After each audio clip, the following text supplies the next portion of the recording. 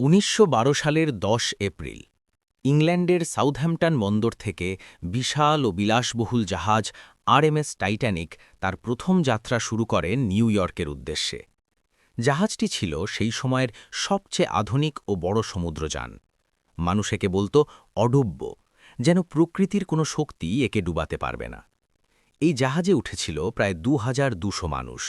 তাদের মধ্যে ছিল ধনী ব্যবসায়ী, মধ্যবিত্ত পরিবার এবং দরিদ্র অভিবাসীরা। কেউ যাচ্ছিল নতুন জীবনের স্বপ্ন নিয়ে, কেউ ভ্রমণের আনন্দে, আবার কেউ ব্যবসার কাজে। জাহাজের প্রথম শ্রেণীতে ছিল রাজকীয় বিলাসিতা, বড় বড় কেবিন, সুস্বাদু খাবার, নাচ গান আর আনন্দ। আর নিচের দিকে থাকা তৃতীয় শ্রেণীর যাত্রীরা ছিল সাদামাটা জীবনের মানুষ, যারা আমেরিকায় নতুন ভবিষ্যতের আশায় যাচ্ছিল। যাত্রার প্রথম কয়েকদিন সবকিছুই ছিল স্বাভাবিক। সমুদ্র শান্ত, আবহাওয়া পরিষ্কার, যাত্রীরা আনন্দে সময় কাটাচ্ছিল। কেউ ডেকে হেঁটে বেড়াচ্ছিল, কেউ গান গাইছিল, কেউ ভবিষ্যতের স্বপ্ন দেখছিল।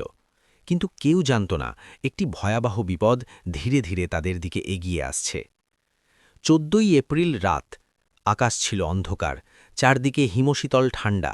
টাইটানিক দ্রুত গতিতে এগিয়ে যাচ্ছিল উত্তর আটলান্টিকের বরফাচ্ছন্ন অঞ্চলের মধ্য দিয়ে। সেই দিন জাহাজটি একাধিকবার আইসবার্গের সতর্কবার্তা পেয়েছিল, কিন্তু সেগুলোকে খুব বেশি গুরুত্ব দেওয়া হয়নি। রাত ১১:৪০।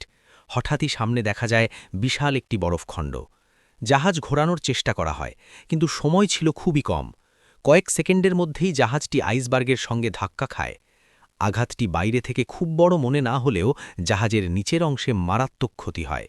ধীরে ধীরে পানি ঢুকতে শুরু করে একের পর এক কম্পার্টমেন্টে। প্রথমে যাত্রীরা বিষয়টি বুঝতে পারেনি। তারা ভাবছিল এটি সামান্য একটি ঘটনা, কিন্তু কিছুক্ষণের মধ্যেই পরিস্থিতি ভয়াবহ হয়ে ওঠে। জাহাজের ক্যাপ্টেন এডওয়ার্ড স্মিথ বুঝতে পারেন টাইটানিক ডুবে যাবে, এবং সেটি কয়েক ঘন্টার মধ্যেই। তখন শুরু হয় যাত্রীদের লাইফবোটে তোলার কাজ। কিন্তু একটি বড় সমস্যা ছিল, জাহাজে পর্যাপ্ত লাইফবোট ছিল না। মাত্র অর্ধেক যাত্রীর জন্যই নৌকা ছিল। মহিলা ও শিশু আগে এই নিয়ম মেনে যাত্রীদের তোলা হচ্ছিল। অনেকেই পরিস্থিতির গুরুত্ব বুঝতে পারেনি। কেউ কেউ লাইফবোটে উঠতে অস্বীকার করে, কারণ তারা বিশ্বাস করত এই বিশাল জাহাজ কখনোই ডুববে না। ফলে অনেক লাইফবোট অর্ধেক খালি অবস্থায় নামানো হয়, যা পরে বড় একটি ট্র্যাজেডিতে পরিণত হয়। সময় গড়ানোর সাথে সাথে জাহাজটি ধীরে ধীরে পানিতে ডুবতে থাকে। ডেকে আতঙ্ক ছড়িয়ে পড়ে। মানুষ দৌড়াতে থাকে, চিৎকার করতে থাকে।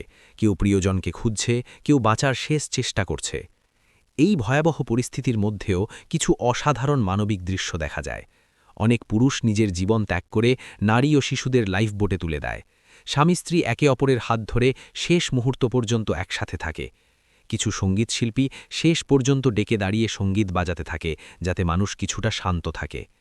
রাত বাড়তে থাকে আর ঠান্ডা আরও বেড়ে যায়। অবশেষে ১৫ই এপ্রিল রাত ২:২০ টাইটানিক সম্পূর্ণভাবে ভেঙে ২ টুকরো হয়ে সমুদ্রের গভীরে ডুবে যায়।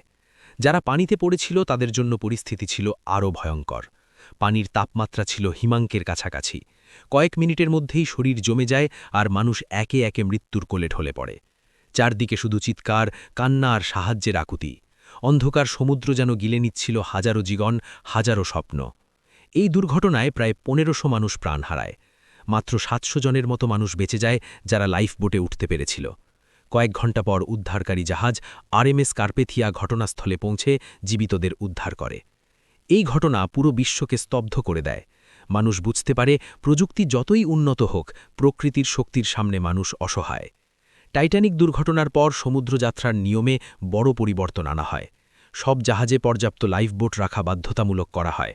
২৪ ঘণ্টা রেডিও যোগাযোগ চালু রাখা হয় এবং আইসবার্গ সতর্ক আরও গুরুত্বের সাথে নেওয়া শুরু হয়। আজও টাইটানিক সমুদ্রের গভীরে শুয়ে আছে, একটি নীরব স্মৃতিস্তম্ভ হয়ে।